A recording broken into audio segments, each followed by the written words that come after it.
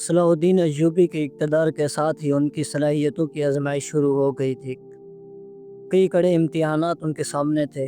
سب سے پہلا مسئلہ دولت عبیدیہ کے امراء کی اس مخالفت پر قابو پانا تھا جس کا لاوا اندر ہی اندر ابل رہا تھا۔ صلاح الدین نے عوام کو سخاوت، دادرسی اور کشادہ روی کے ساتھ اپنا ہم نوا بنا لیا تھا، مگر دولت عبیدیہ کی سرکاری مشینری جو شیعت کے رنگ میں رنگی ہوئی تھی ایک ٹیڑھی کیر تھی۔ عبیدی امراء صلاح الدین کو بحیثیت وزیر اعظم اپنا ملازم بنانا چاہتے تھے، جبکہ یہاں معاملہ برعکس تھا۔ انتظام مکمل طور پر صلاح الدین کے ہاتھ میں تھا۔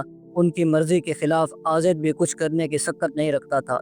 صلاح الدین ایوبی کے خلاف بنو عبید کا یہ بغض رنگ لا کر رہا۔ انہوں نے صلاح الدین کے خلاف خفیہ طور پر سازشیں شروع کر دیں۔ دولت عبیدیہ میں شاہی محلات کے داروغہ کو مؤتمن الخلافہ کہا جاتا تھا۔ یہ منصب نہایت بااختیار اور مؤثر تھا، جو عموماً سیاہ فام خواجہ سراؤں کے پاس ہوا کرتا تھا۔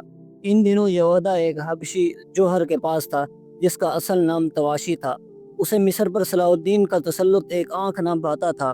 اس نے عبیدی امراء کے ساتھ مل کر نصرانیوں کو مصر پر چڑھائی کی دعوت دینے کا منصوبہ بنایا اور انہیں خط لکھا کہ وہ یکایک مصر پر ٹوٹ پڑے۔ مقصد یہ تھا کہ جب صلاح الدین اپنے ترکمان سپاہیوں کے ساتھ نصرانیوں سے مقابلے کے لیے قاہرہ چلے گا تو پیچھے سے دولت عبیدیہ کی فوجیں اور حبشی خدام قاہرہ میں رہ جانے والے باقی ماندہ شامیوں کو قتل کر دیں گے۔ اس کے بعد وہ عقب سے صلاح الدین کی فوج پر اس وقت حملہ آور ہوں گے جب وہ نصرانیوں کے بالمقابل پہنچ چکی ہوگی، اور یوں دو طرفہ حملے سے شامی فوج تباہ ہو جائے گی۔ ممکن تھا کہ یہ سازش کامیاب ہو جاتی، مگر تقدیر صلاح الدین ایوبی کے ساتھ تھی۔ تواشی نے یہ خفیہ پیغام ایک یہودی کے ہاتھوں لکھوایا، جس نے خط کو جوتوں کے تلے میں سلوا کر ایک شخص کے حوالے کیا اور اسے شام کے نصرانیوں کے پاس روانہ کر دیا۔ یہ قاصد قاہرہ سے چل کر بلبیس کے قریب بئر بیضا کی بستی پہنچا۔ وہاں چوکی کے ایک ذہین ترکمان سپاہی نے اس کے پاس نئے جوتے دیکھے تو ٹھٹک گیا، کیونکہ قاصد درویشیانہ لباس میں تھا۔ سپاہی نے سوچا اگر یہ جوتے اس کے اپنے استعمال کے ہوتے تو انہیں بوسیدہ ہونا چاہیے تھا۔ اس نے قاصد کو حراست میں لے کر صلاح الدین کے پاس پہنچا دیا اور اپنے شبہ کی اطلاع دی۔ صلاح الدین ایوبی نے جوتوں کو پھاڑ کر دیکھا تو ان کے تلے سے فرنگیوں کے نام تحریر کردہ خط برآمد ہو گیا۔ خط میں اس کا نام پوچھا گیا تو قاصد نے اس یہودی کا پتہ بتایا۔ سرکاری اہلکار اس یہودی کو پکڑ لائے۔ اس کی تحریر کا خط کی تحریر سے موازنہ کیا گیا تو دونوں ایک ہی ہاتھ کی تھی۔ یہودی نے اس سازش کے انکشاف کو مسلمانوں کے ساتھ خدا کی خاص مدد کی علامت مانتے ہوئے اسی وقت اسلام قبول کر لیا اور صلاح الدین ایوبی کو بتایا کہ اس نے یہ خط خواجہ سرا تواشی کے حکم سے لکھا ہے۔ یوں اس سازش کا سارا حال افشا ہو گیا۔ یہ 5 ذی القعدہ 564 ہجری کا واقعہ ہے۔ صلاح الدین ایوبی نے نہایت ہوشیاری کا ثبوت دیا اور خط کے پکڑے جانے کے معاملے کو دبا کر خاموشی سے تواشی کی نگرانی شروع کرا دی۔ تواشی کو اس نگرانی کی بھنک پڑ گئی اور اس نے خود کو شاہی محل میں محدود کر لیا۔ کچھ عرصے بعد جب اسے کچھ اطمینان ہوا کہ اس کی نگرانی ختم کر دی گئی ہے تو ایک دن وہ شکار اور سیر و تفریح کی غرض سے قاہرہ کی نواحی بستی خرقانیہ چلا گیا۔ اسے معلوم نہیں تھا کہ شامی جاسوس برابر اس کی ٹوہ میں ہے۔ جو ہی اس نے صلاح الدین ایوبی کو یہ اطلاع دی تو حکم ملا کہ اسے گرفتار کر کے سر قلم کر دیا جائے۔ خفیہ اہلکاروں کا ایک گروہ فوراً وہاں پہنچا اور بلا پس و پیش تواشی کو قتل کر دیا۔ اس کے ساتھ ہی صلاح الدین ایوبی نے شاہی محل کا سارا خدمتگار عملہ یکسر تبدیل کر دیا۔ حبشیوں کو محل سے نکال دیا گیا اور ایک وفادار خواجہ سرا بہاؤالدین قراقوش کو نئے خدمتکاروں کا نگران بنا دیا گیا۔ تواشی کا قتل اس کے ہم قوم حبشیوں کے لیے ناقابل برداشت تھا۔ وہ صلاح الدین ایوبی کے خلاف اٹھ کھڑے ہوئے۔ وہ ایک ہنگامہ برپا کرنے لگے۔ قاہرہ کے شاہی قلعے میں دائیں بائیں 2 محل تھے جو قصر شرقی اور قصر غربی کہلاتے تھے۔ ان دونوں کے بیچ میں ایک وسیع میدان تھا۔ حبشی قلعے میں گھس کر اس میدان میں جمع ہونے لگے۔ ان کی تعداد 50,000 تک پہنچ گئی۔ شامی فوج نے انہیں کسی رعایت کے قابل نہیں سمجھا اور حملہ کر دیا۔ اس طرح قلعے کے میدان میں ایک زوردار لڑائی کا آغاز ہو گیا۔ دونوں طرف کے بے شمار افراد مارے گئے۔ عبیدی سربراہ آزد جو کہ قصر شرقی میں رہتا تھا اپنے بالا خانے سے یہ ہولناک منظر دیکھ رہا تھا۔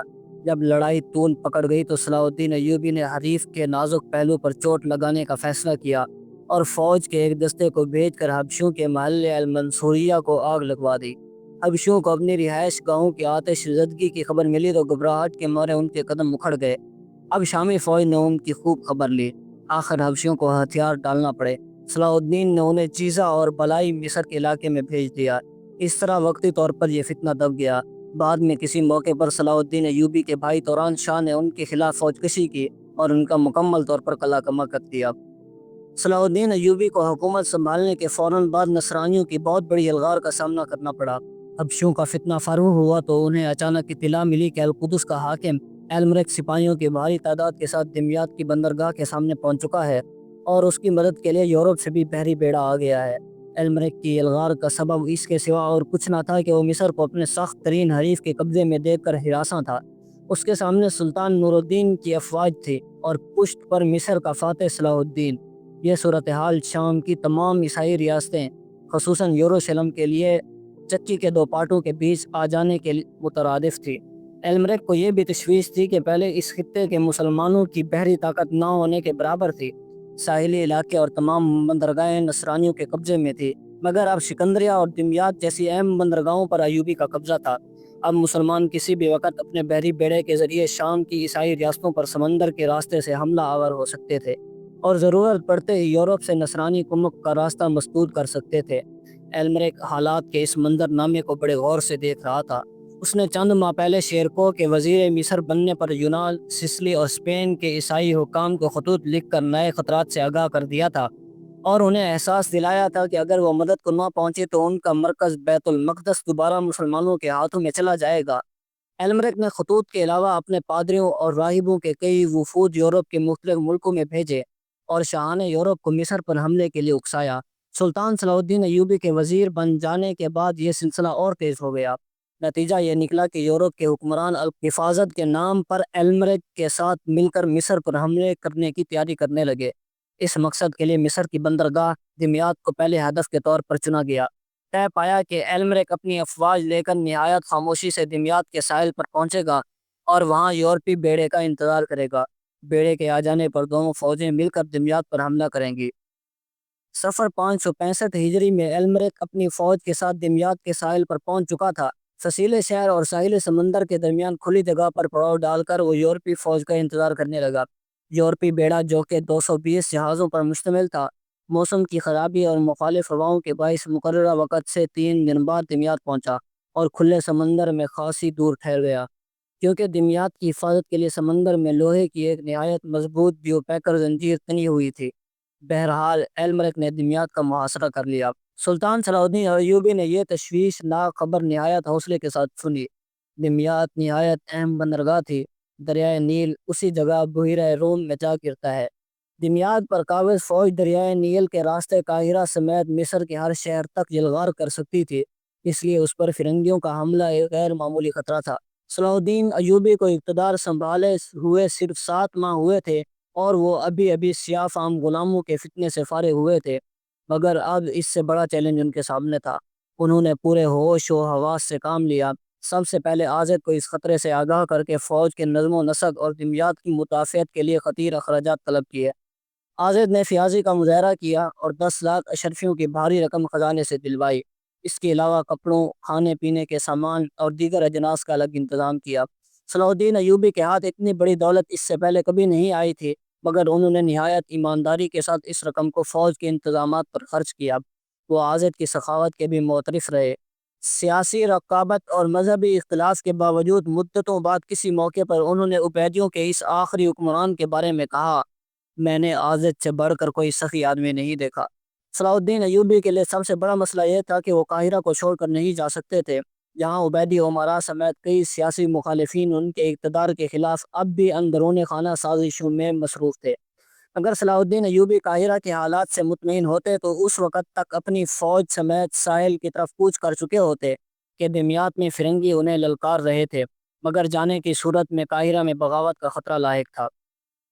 ان حالات میں اسلام کے اس جرنیل نے 2 کام کیے۔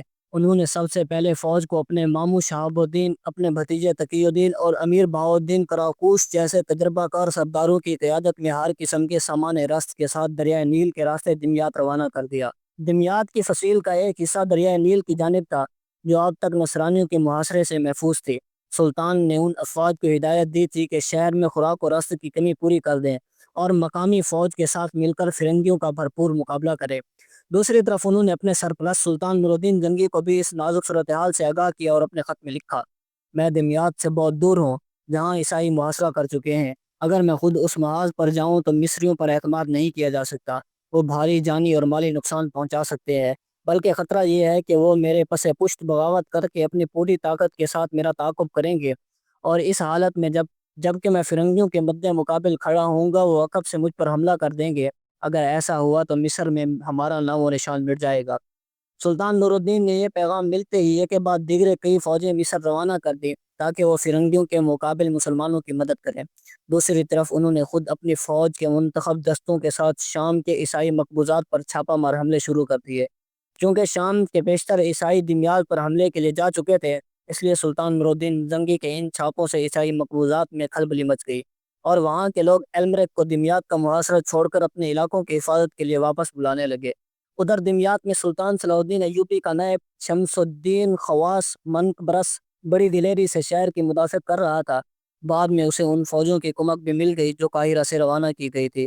اب محصور مسلمانوں کی ہمت بڑھ گئی اور انہوں نے بھرپور جوابی حملے شروع کر دیے۔ المریک کو محاصرہ کیے ہوئے دوسرا مہینہ شروع ہو گیا۔ وہ یورپی بحری بیڑے سے خاطر خواہ فائدہ نہیں اٹھا سکا تھا جو اب تک ساحل سے دور لنگر انداز تھا۔ اس کے برعکس محصور مسلمانوں نے بحری بیڑے پر حملہ کر کے اس کے کئی جہازوں کو جلا ڈالا تھا۔ المریک کی قیادت میں جو فوج منجنیقوں اور دبابوں کے ساتھ قلعے کا دروازہ توڑنے کی کوشش کر رہی تھی، اس پر بھی شدید حملے ہوئے اور اسے بار بار پسپا ہونا پڑا۔ کئی منجنیقیں تباہ ہو گئی۔ محاصرے کے 40 دن پورے ہونے پر حملہ آور فوجیں خوراک اور رسد کی کمی کا شکار ہو چکی تھی۔ المریک کے ساتھی اور بحری بیڑے پر موجود یورپی سپاہی بھی فاقہ کرنے لگے تھے، جبکہ دمیاط کے محصورین کو خوراک اور رسد کے نئے ذخائر مل چکے تھے۔ یورپی سپاہیوں کو یقین تھا کہ المریک طے شدہ معاہدے کے مطابق ان کی خوراک اور رسد کے سارے اخراجات برداشت کرے گا، مگر المریک اب اپنی بے بسی ظاہر کر کے خود کو ہر ذمہ داری سے بری قرار دے رہا تھا۔ اس سے یورپی افواج سخت بددل ہو گئے۔ ادھر المریک بھی یورپی سپاہیوں کو شک کی نظر سے دیکھ رہا تھا کہ کہیں وہ دمیاط پر قبضے کے بعد اس شہر کو براہ راست روم کی بازنطینی بادشاہت کا حصہ نہ بنا دے، اس لیے کہ مصر ماضی میں رومی سلطنت کا حصہ رہا تھا اور اب بھی بازنطینی اسے اپنی جاگیر تصور کرتے تھے۔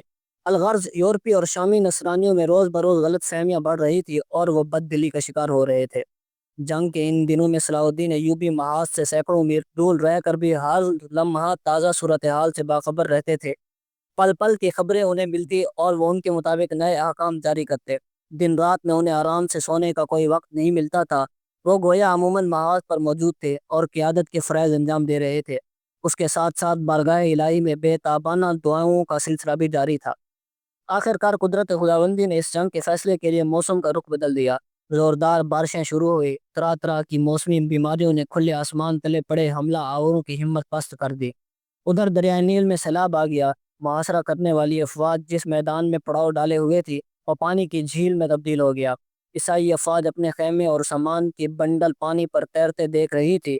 سمندر میں زبردست طوفان اٹھ رہا تھا۔ یورپ کے 220 بحری جہاز جو بڑے کر و فر سے مصر پر قابض ہونے آئے تھے، یہ کے بعد دیگرے ڈوب رہے تھے۔ اس دوران المریک کو اپنے علاقوں میں سلطان نور الدین کے حملے کی اطلاع بھی مل گئی تھی۔ اس نے مجبور ہو کر محاصرہ اٹھا لیا اور القدس روانہ ہو گیا۔ جنگ کے انجام کے بارے میں علامہ ابن اسیر رحمہ اللہ لکھتے ہیں: فرنگی ناکام واپس شام لوٹ گئے، انہیں کچھ بھی ہاتھ نہ آیا۔ جب وہ اپنے شہروں میں پہنچے تو انہیں سلطان نور الدین جنگی کے ہاتھوں ویران پایا۔ ان کے لوگ قتل ہو چکے تھے یا گرفتار کر لیے گئے تھے۔ ان پر یہ مثل صادق آئی کہ شتر مر سینگوں کی تلاش میں نکلا، مگر جب واپس آیا تو اس کے دونوں کان بھی غائب تھے۔ 21 ربیع الاول 565 ہجری کو فرنگی واپس ہوئے تو یوں دمیاط کا محاصرہ کم و بیش 50 دن جاری رہا تھا۔ اس دوران اس محاذ پر لڑنے والی افواج کے لیے صلاح الدین ایوبی نے بے اندازہ مال خرچ کیا تھا۔ مجاہدین کی ثابت قدمی کے بعد جب نصرت خداوندی غزوہ احزاب کی طرح موسم کی تبدیلی کی شکل میں نازل ہوئی تو کفار کو میدان چھوڑ کر بھاگنا پڑا۔ یورپی بیڑا جو المریک کا اتحادی بن کر اس جنگ میں شرکت کے لیے آیا تھا، جس انجام سے دوچار ہوا تھا اس کے بارے میں لین پول لکھتا ہے: طوفانی بارش اور آندھی سے تقریباً پورا یونانی بحری بیڑا تباہ ہو گیا اور اس ساحل پر جسے وہ فتح کرنے آیا تھا یونانیوں کی لاشیں بکھری ہوئی تھی۔ ربیع الاول 565 ہجری میں انجام کو پہنچنے والی اس لڑائی کے بعد تقریباً ایک سال تک مصر میں تلواروں کی چھنکار سنائی نہ دی۔ 12 شوال 565 ہجری کو شام میں ایک بڑا ہولناک زلزلہ آیا جس سے شام کے اکثر شہر متاثر ہوئے۔ ہزاروں مکانات پیوند خاک ہو گئے۔ حلب، بالابک اور ہمس جیسے بڑے بڑے شہروں میں ان گنت مکانات ملبے کا ڈھیر بن گئے۔ سلطان نور الدین زنگی نے انہیں دوبارہ آباد کرنے کی مہم شروع کر دی۔ اپنے افسران کے ساتھ دن رات ایک کر کے تمام متاثر فصیلیں اور قلعے دوبارہ تعمیر کرائے کہ کہیں عیسائی اچانک حملہ کر کے ان پر قابض نہ ہو جائے۔ ادھر عیسائی مقبوضات بھی اسی طرح زلزلے کا شکار ہوئے تھے۔ وہاں بھی زلزلہ زدگان کی بحالی کا کام جاری تھا۔ ایسے حال میں وہ کوئی جنگ مول نہیں لے سکتے تھے۔ سلطان نور الدین کے ڈر سے وہ اپنی فصیلوں اور قلعوں کو جلد از جلد دوبارہ تعمیر کر رہے تھے، تاہم مصر اس زلزلے سے محفوظ رہا تھا۔